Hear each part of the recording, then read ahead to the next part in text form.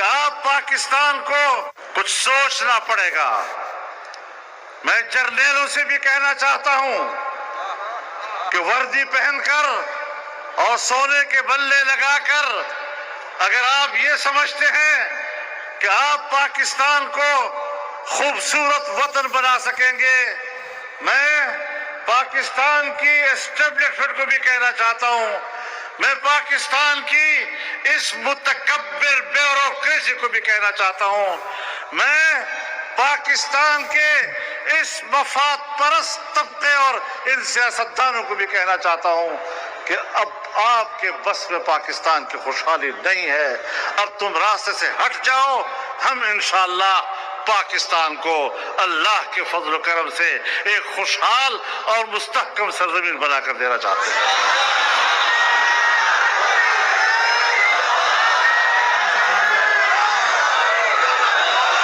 اپنی ناکامی کو تسلیم کرو، اداروں کی قوت کو تم غلط استعمال کر رہے ہو اور تمہاری غلط روش اور غلط حکمرانی کے نتیجے میں آج پاکستان میں قدم قدم پر اضطراب ہے، خون بہہ رہا ہے، حقوق سلب ہو رہے ہیں، قوموں کے وسائل پر قبضہ کیا جا رہا ہے،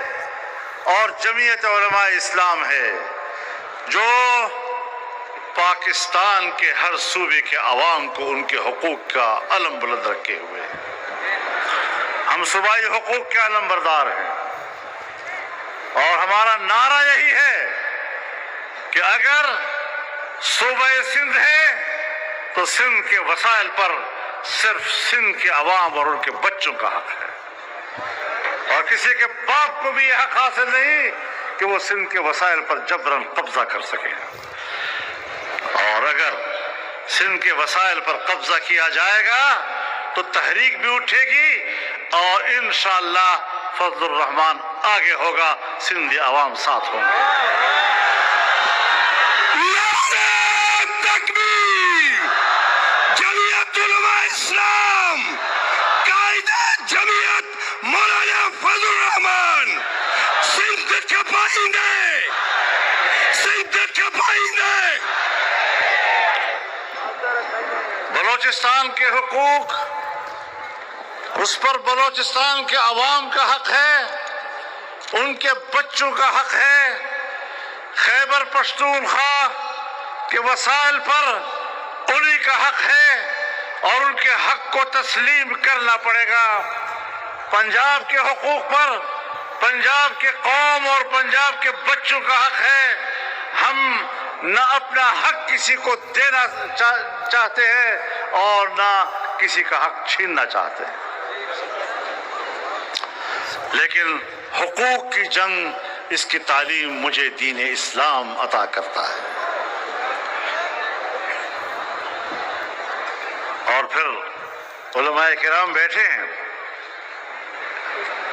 اس روایت کو بھی سامنے رکھیں کہ من قتل دون حقہ فہو شہید، کہ جو اپنے حق کے لیے مارا جائے گا اسے بھی شہید کہا جائے گا، اس راستے میں قربانی دی جا سکتی ہے۔ میرے محترم دوستو، پاکستان کو انارکی کی طرف دھکیلا جا رہا ہے، لوگ آئین کا بھی احترام کرتے ہیں، قانون کا بھی احترام کرتے ہیں، اور آئین و قانون کا احترام اور اس کی پیروی یہ تمام دنیا کی انسانی اقوام کا متفقہ موقف ہے، کوئی اس سے روگردانی نہیں کر رہا۔ لیکن اگر میرے ملک میں قانون نہیں ہے اور قانون ہے تو اس پر عمل درآمد حکمرانوں کی طرف سے نہیں، اگر میرے ملک میں آئین ہے اور اس کو ہمارے ملک کے آمر اور ناجائز حکمران کھلواڑ بناتے ہیں تو پھر قوم بھی جانتی ہے کہ اگر میرے آئین کا مذاق تم اڑاؤ گے، اگر میرے قانون کو ہاتھ میں تم لوگے تو پھر میں بھی پابند نہیں ہوں، میں بھی اپنے حقوق کی جنگ پوری قوت کے ساتھ لڑوں گا۔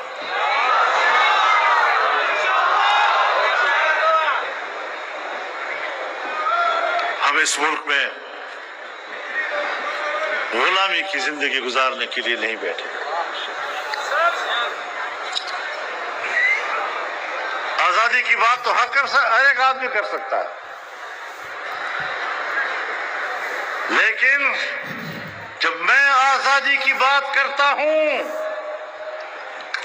تو میری 300 سالہ تاریخ، میری پشت پر 300 سالہ تاریخ، وہ میرے اس دعوے کی تصدیق بھی کرتا ہے۔ آزادی کا سبق سیکھنا ہے تو آؤ ہم سے سیکھو۔